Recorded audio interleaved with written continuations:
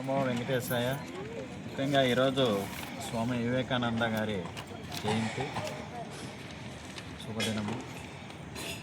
అలాగే ఈరోజు మహాత్మా గాంధీ ఉపాధి పథకము విబీజీ రామ్జీ పథకంగా మార్చి కేంద్ర ప్రభుత్వము 25 రోజులు పని దినాలు పెంచి దాన్ని ఏఐ టెక్నాలజీతో అనుసంధానం చేసి అలాగే రైతులకు మేలు జరిగే విధంగా రైతు కాలువలకైతేనేమి అలాగే విలేజ్లో ఉన్న రోడ్ల పక్కన శుభ్రం చేసుకోవడానికి మరిన్ని పనులను కొద్దిగా పెంచి చేశారు.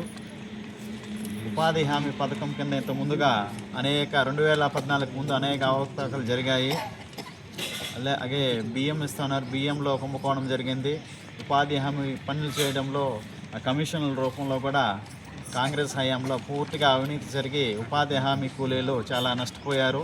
2014 తర్వాత ఉపాధి హామీ పథకం కింద ఇప్పుడు జరుగుతున్న వికసిత భారత్ విబీజీ రామ్జీ పథకం కింద ప్రధానమంత్రి గారు ఉపాధి హామీ కూలీలకు ఉపాధి పెంచే విధంగా 25 రోజులు పని దినాలు పెంచి సక్రమైన సమయంలో 15 రోజుల్లోపే డబ్బులు ఇవ్వడం జరుగుతుంది.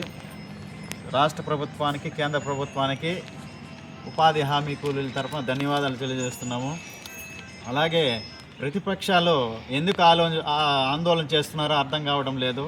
25 దినాలు పెంచిన దానిక